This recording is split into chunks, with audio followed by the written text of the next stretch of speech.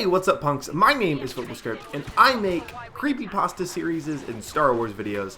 And since I make Star Wars videos, I thought no better time to give you my expectations of Rogue One than right now.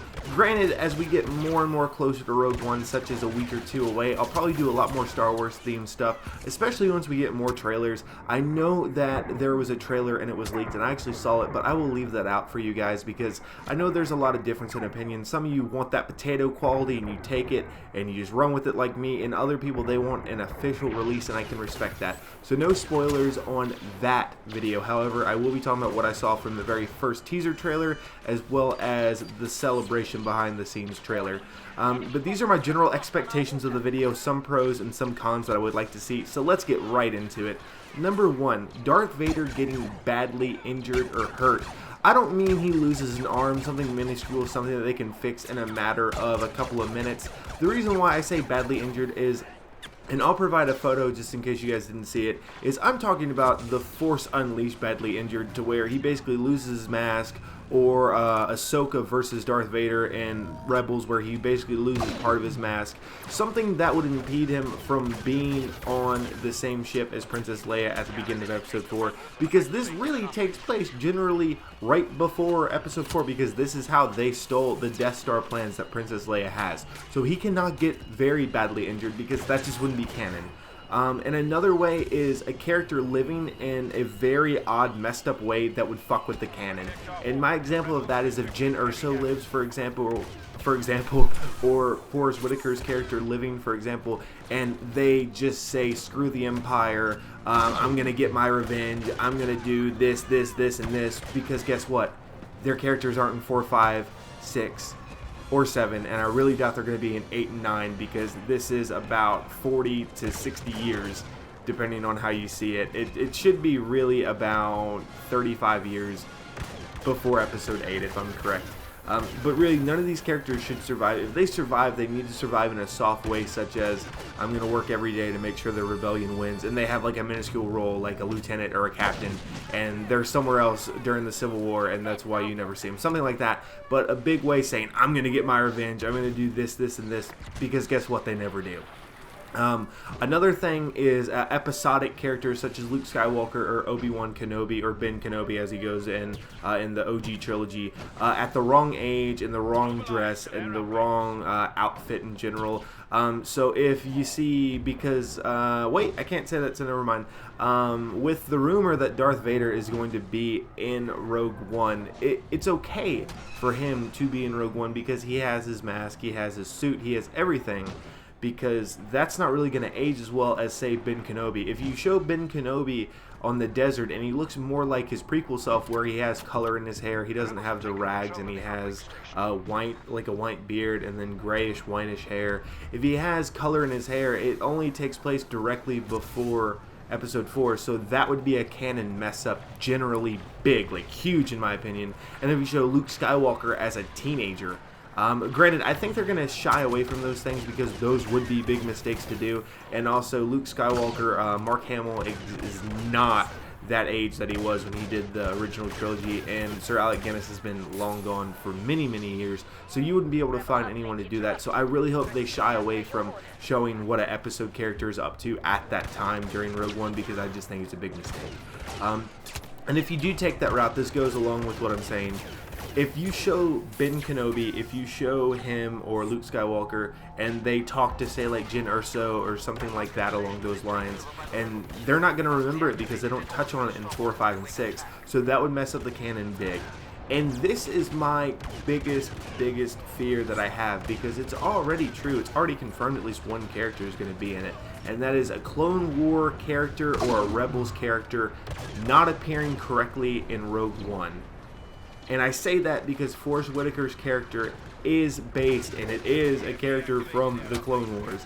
And Star Wars Rebels, as of right now, since there's just teaser trailers out, there's just the Season 3 trailer, so there's not really an official timeline, if I'm correct, on where this is from Rogue One to Episode 4.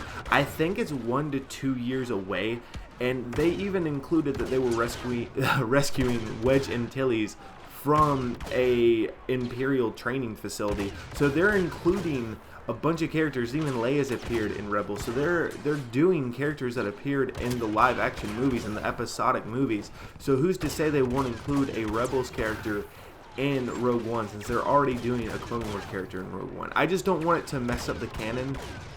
And especially if they die in Rogue One and then they make an appearance in Rebels, then that just seems askew. Or if they have, say if they're like a colonel in Rogue One and then they're a captain in Rebels. Just basically, generally, I can talk about this all day, but inconsistencies going to and from a live action movie back to your animated series and vice versa. That to me is another big flaw that's probably going to be the biggest issue. This one I can see happening, but not in the way that we think that is going to be happening, and that is a big Force event. And by Force event, I mean a lightsaber duel, or where Force powers are shown, and say it's between Darth Vader and someone else. More than likely, you're going to see Darth Vader using Force choke on the Rebels, like Jyn Erso and things like that, and that's going to be more than likely how they die. I hope it's something nasty. I hope it's something cool to fit Darth Vader, and that's fine. That would be awesome. That would be perfect to the canon, because it would show and showcase Darth Vader. But if you have a big Force event like Obi-Wan Kenobi coming back, or, and again I'm generalizing, it could be a random Jedi like Kanan, to come back and fight, that would be very inconsistent with 4, 5, and 6, because it was never mentioned. You would think something big like that would be especially mentioned in Episode 5 when Luke goes to train with Yoda. Now, those were all the cons that could happen in the movie, and there's a lot. To me, there's a lot more cons that could happen to this movie than the pros, because the pros could even make it be a bad con. But let's get off of the cons real quick and let's talk about the pros, because I do have 3 of them. Number 1, Snoke appearing. This is fucking brilliant, because now that Disney has the rights to Star Wars, they can't touch 1, 2, and 3, I don't believe. I know they can't touch 4, 5, and 6. But since they can't touch 1, 2, and 3, they're taking a very smart approach, because they can make their own set of prequels without even trying. Because this takes place immediately before Episode 4. This is technically a prequel. So you can establish Snoke as a character. You can establish Snoke as someone who is under Darth Vader, maybe as an Inquisitor like from Rebels, or something as a Force aptitude person, maybe his secret apprentice. That wouldn't be the first time that we've seen this before. And also, this is where I want to end this at, this is the very first time a live action show, a live action movie, touches on a story about Star Wars without lightsabers and without using the Force. Now, I get it, they're going to use the Force and there's going to be lightsabers because, well, Darth Vader is, of course, I'm sure going to use his. And I'm sure there's going to be characters in Rogue One, because there's already been scenes, especially at the end of the behind-the-scenes trailer. Jyn Erso even says, "May the Force be with us." So of course there's going to be a call to using the Force. Donnie Yen's character, that staff that he has, is more than likely going to be a conduit. It's going to be a substitution for a lightsaber. So there's going to be Force stuff. There's going to be lightsaber stuff. It's just going to take a backseat. It's going to be a story about how the rebels might believe in the Force. They might believe in the Jedi as a religion, as a way of life, as a pathway, and as a way of things that they should be, but not necessarily a Padawan and apprentice, lightsaber duels, everything. This is about a ragtag group of people trying to bring hope and trying to bring freedom to a galaxy that just has fear and a tyrannical leader. And I'm really excited for Rogue One. Like I said, you guys, I'm going to talk a lot more about Rogue One and a lot more about Star Wars in general, because creepypastas is where I'm going to go and Star Wars is where I'm going to go, because honestly, I think I'm really, really good at both things. I'll see you guys in the next video. Be sure to leave a comment on what you're most excited for, what your biggest expectation is on Rogue One, and then be sure to leave a like as well for more content. I love you guys, and I'll see you soon. Peace out. Y'all ready? Okay. Tell her, hold up, wait.